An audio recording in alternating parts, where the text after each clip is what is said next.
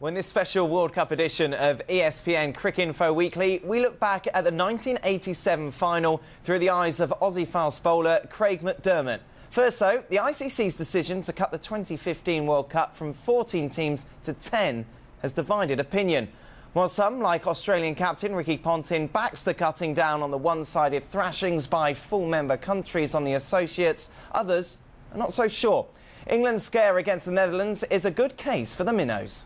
We've felt in the past few years that 2020 is the format best disposed to spread the game, to develop the game. It provides a better environment for competition, that particular format, and hence why 2020 we believe is the format to use to develop and spread the game. That's the reason why we've expanded that competition to 16 teams.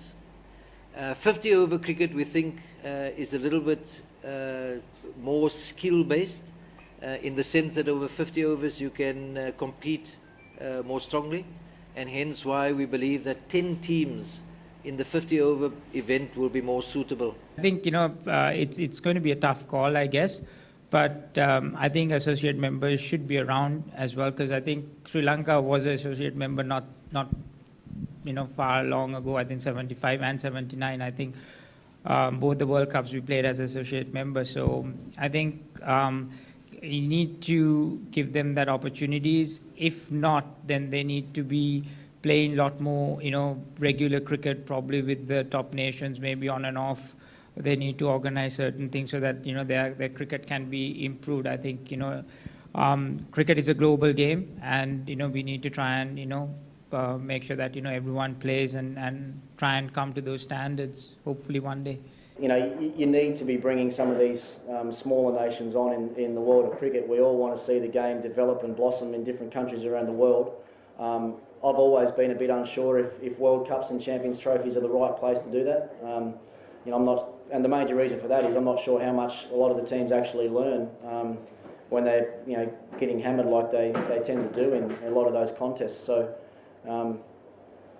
So I think it would probably, at the end of the day, it would probably be a better tournament if there were fewer teams. But we understand the responsibility for the game to continue to grow around the world as well. It's not on. If ICC is really talking about globalizing the game all over the world and making the game big all over the world, then to come and say that the four associate team will not participate again in the next World Cup doesn't make sense. And considering the fact that ICC had invested an enormous amount of money in the associate country, I, as a person, came through the development programs of ICC, went to the ICC high performance academies, played a number of tournaments organized by the ICC. The Intercontinental Cup, the 4-day competition which they brought to the associate, is an investment of the ICC. So for them to come and say that they want to throw all this away, it's not fair enough. And considering the fact that associate countries don't get a chance to play the full members every now and again, like the last time Kenya played a full member was 4 years ago. That was in the last World Cup, so we haven't been also close to playing full members. So if we get a regular chance of playing one-day cricket against the full members, yes, we know they've got their whole 10-year calendar, but a few matches, at least 6 to 8 matches a year for the associate teams against the full members, then the associate teams will make progress. As it is now, they've made progress, and ICC should just persevere with that. The more games we get, the better we'll get and we'll compete at the top level. Well, incidentally, our stats guru has been crunching numbers again, and it's a small victory for the minnows. The Netherlands' total of 292 for 6 against England is the second highest score by an associate member against a test team in ODIs. That's after Zimbabwe's 312 for 4 against Sri Lanka at the 1992 World Cup.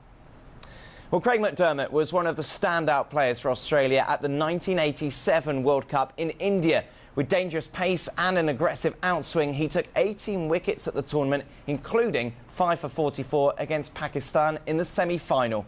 He remembers the final against England when Mike Gatting succumbed to a moment of madness and shares his memories of scoring the last cup-winning over, which handed Australia their first of 4 World Cup titles.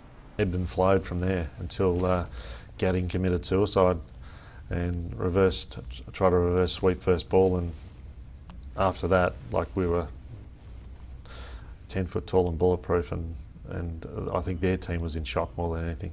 And I don't think that was a good psychological thing for him to do.